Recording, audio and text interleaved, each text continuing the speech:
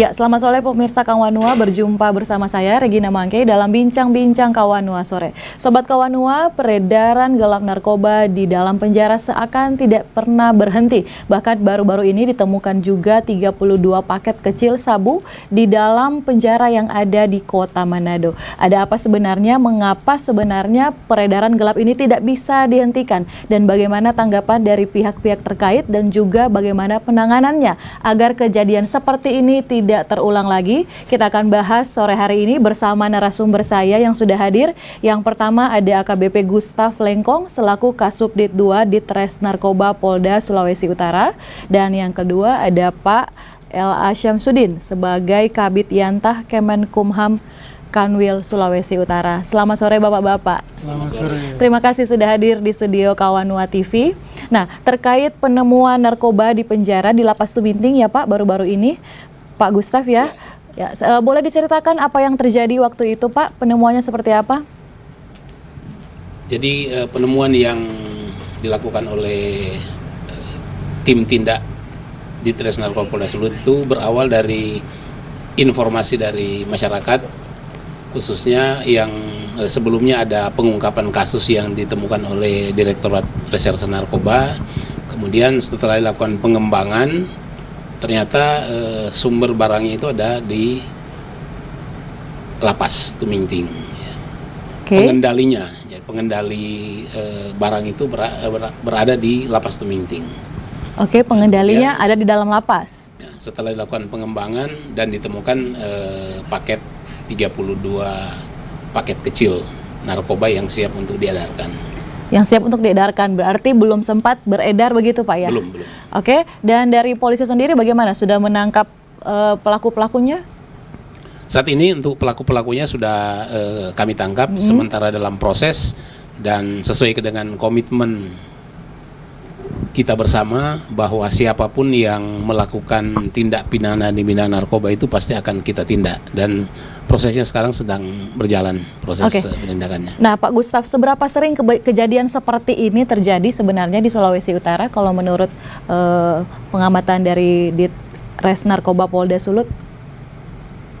Untuk kasus-kasus yang narkoba yang kami tangani khususnya di Polda Sulut ini, di Direktur Reserse Narkoba dan jajaran itu memang ada beberapa kasus yang sumbernya berasal atau pengedarnya atau pengendali narkoba itu dari lapas sendiri. Mungkin kurang lebih sekitar 5-60% kasus yang kami tangani itu pengendalinya berasal dari Lapas Tubinting. Oke, kalau kejadian tahun lalu sampai yang terbaru ini kira-kira sudah berapa sering kejadian seperti ini Pak? Ya sama seperti saya sampaikan tadi bahwa kurang lebih sekitar 50-60% kasus yang kami tangani selama tahun 2019 itu berkait dengan napi yang ada di lapas. Oke. Kalau pengungkapan kita untuk tahun 2019 sendiri untuk Polda Sulut dan jajaran itu sekitar 160-an kasus yang terjadi. Untuk Polda sendiri itu sekitar 70-an kasus untuk tahun 2019. 160-an kasus penemuan narkoba? Penemuan narkoba yang kami tangani selama tahun 2019. Oke, lumayan banyak juga. Itu pelakunya, boleh ke Pak Syamsuddin dulu. Ini Pak, pelakunya itu apakah tertangkap dan melakukan lagi atau seperti apa? Baik, terima kasih. Kami dari jajaran Kementerian Hukum dan HAM wilayah Sulawesi Utara perlu menyampaikan bahwa jajaran kami, terutama di Kanwil, itu sudah melakukan pengawasan, pengontrolan terhadap UPT pemasyarakatan, baik itu rutan maupun lapas, kaitan dengan peredaran narkoba tadi. Mungkin apa yang disampaikan tadi dari Kemenkumham sendiri sudah mengambil langkah-langkah tegas kepada petugas. Kalau ada yang melakukan seperti itu, tindakan tegasnya kami lakukan sesuai dengan prosedur aturan yang berlaku. Ya, namun bisa dilihat dari juga keterangan Pak Gustaf tadi, begitu banyaknya kejadian seperti ini dan selalu terulang dan terulang. Itu bagaimana penanganannya dari Kemenkumham sendiri? Ada perlakuan khusus untuk yang sudah terbukti melakukan peredaran gelap narkoba, dia diapakan di dalam penjara sebenarnya? Terima kasih. Memang kalau kita lihat, kalau ada yang sudah melakukan dan itu terbukti, kami selalu membangun koordinasi dengan pihak kepolisian, terutama itu Dir Narkoba maupun BNN, untuk mengambil tindakan tegas, terutama memproses hukum kepada warga binaan yang melakukan tindakan tersebut. Oke. Di proses hukumnya, maksudnya dia kan sudah terpidana, sudah menjalani hukuman. Maksudnya apakah dia di bawah pengawasan ketat atau seperti apa? Atau selnya mungkin diisolasi atau bagaimana, Pak? Pengawasannya tetap ketat. Tapi kalau itu dia sudah melakukan tindak pidana baru, tetap kami serahkan ke pihak kepolisian. Oke, dari Pak Gustaf ada tanggapannya? Jadi memang benar beberapa napi yang tertangkap akhir-akhir ini memang mereka adalah napi kasus narkoba. Iya. Bahkan ada yang sampai sudah divonis 2 kali, kemudian ada yang sekarang prosesnya yang ketiga yang kami tangani. Jadi memang proses hukumnya tidak akan berhenti karena dia sedang menjalani hukuman sehingga proses hukumnya tidak jalan.